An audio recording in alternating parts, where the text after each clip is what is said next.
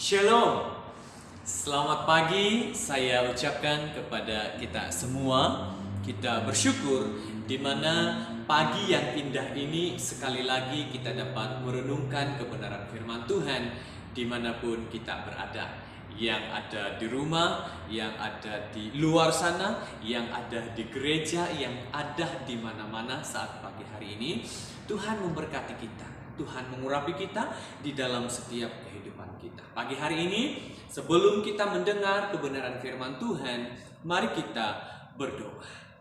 Bapa di sorga, kami bersyukur atas kebaikan-Mu di dalam kehidupan kami, di mana saat pagi hari ini, Tuhan sekali lagi mau berbicara kepada kami, mau berkarya kepada kami, agar hidup kami, orang-orang percaya, orang-orang Kristen, tetap mengandalkan Kristus, tetap setia di hadapan Tuhan di dalam apapun yang kami lakukan. Ya Bapa di surga, berkati kami semua, urapi kami semua di saat kami belajar dan merenungkan firman Tuhan di dalam setiap kehidupan kami Bapa. Haleluya Tuhan, haleluya Yesus, kami sudah berdoa.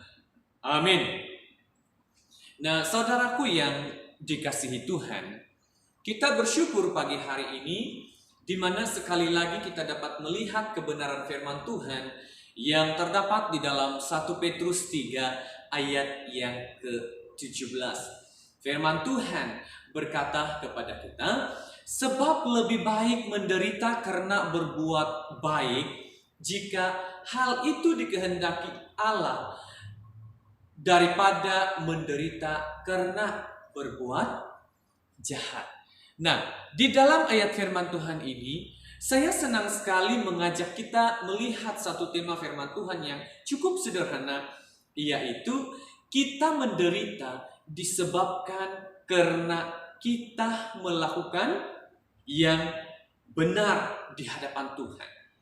Nah, saudaraku yang dikasihi Tuhan, seperti yang dikatakan oleh firman Tuhan di dalam 1 Petrus 13 yang kita sudah baca sebentar tadi, di mana ternyata di dalam kehidupan kita ini, apakah kita melakukan yang baik atau melakukan yang jahat di dalam kehidupan kita, kedua-duanya punya persamaan yang hampir sama tetapi berbeza. Di mana kalau kita membuat dosa, ya, maka itu jawabannya di dalam kehidupan kita ialah penderitaan, ya, karena kita melakukan dosa. Tetapi di dalam ayat firman Tuhan ini berbicara kepada kita di mana kalau kita melakukan hal-hal yang benar, mengikut atau mentaati firman Tuhan di dalam kehidupan kita, itu juga dapat membuatkan kita menderita karena kita setia dan tetap mengandalkan Kristus. Kita dapat melihat kehidupan Yusuf, ya. Yusuf adalah seorang yang baik dan mentaati firman Tuhan, ya. Saat Yusuf diajak berhubungan badan oleh istrinya Potifar, ya, Yusuf dengan tegas menolaknya di dalam Kejadian 39 ayat yang ke-12. Nah, apakah dengan melakukan kebenaran ini tidak ada tindakan atau reaksi yang ia terima di dalam kehidupannya?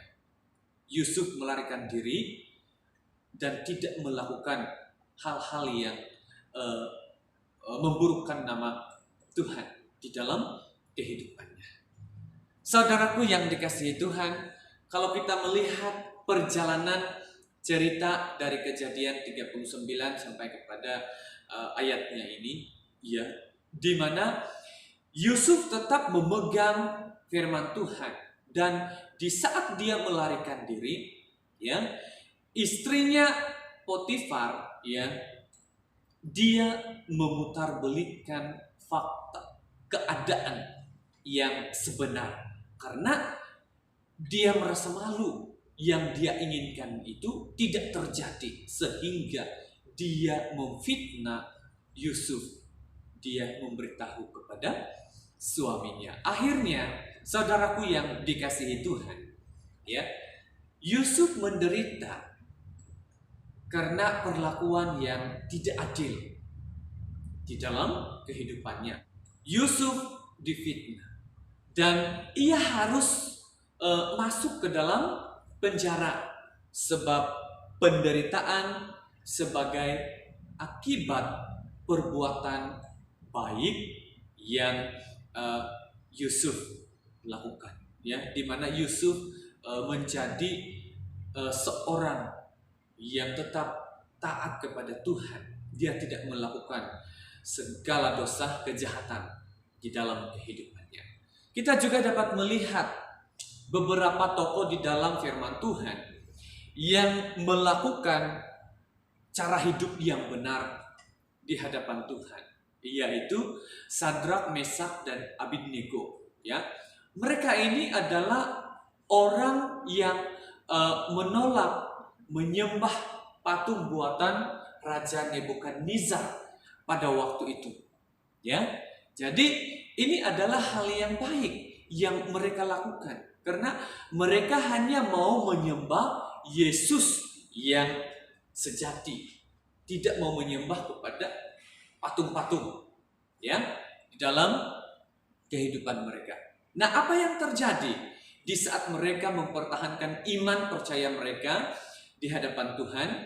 Mereka mengalami penderitaan di dalam kehidupan mereka dengan dilemparkan, ya, ke dalam dapur perapian yang menyala-nyala sekali, ya. Tetapi apa yang terjadi di dalam kehidupan mereka, ya?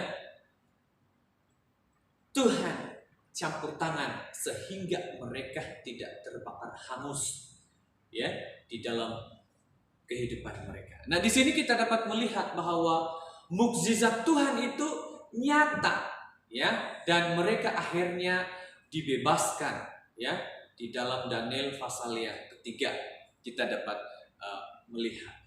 Nah, saudaraku yang dikasihi Tuhan, ketika menghadapi penderitaan karena kita berbuat baik, janganlah menyalahkan Tuhan, ya, tetapi tetap setia, tetap bertahan, ya, di dalam penderitaan sampai Tuhan menyatakan pertolongannya di dalam kehidupan kita. Saudaraku yang dikasihi Tuhan, percayalah Allah akan menolong kita, ya, tepat pada waktunya di dalam setiap kehidupan kita. Jadi tetaplah setia, tetaplah mengandalkan firman Tuhan di dalam kehidupan kita. Tetaplah melakukan kebenaran firman Tuhan di dalam kehidupan kita. Apapun yang kita alami, apapun yang kita hadapi hari-hari ini. Haleluya. Firman Tuhan hanya sampai di sini pagi hari ini. Tuhan memberkati. Mari kita berdoa. Terima kasih Tuhan.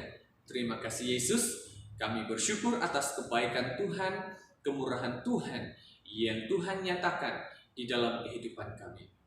Di mana di dalam kehidupan kami sebagai orang percaya, apakah kami melakukan yang benar?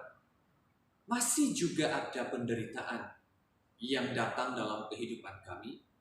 Dan kami percaya itu adalah ujian untuk mematangkan iman percaya kami, untuk lebih dekat lagi di hadapan Tuhan. Ajar kami Bapa untuk tetap taat, untuk tetap setia kepada firman Tuhan, terlebih kepada Tuhan di dalam kehidupan kami, orang-orang percaya.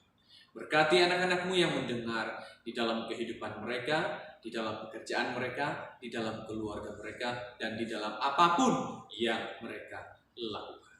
Haleluya Bapa, haleluya Yesus, kami sudah berdoa. Amin.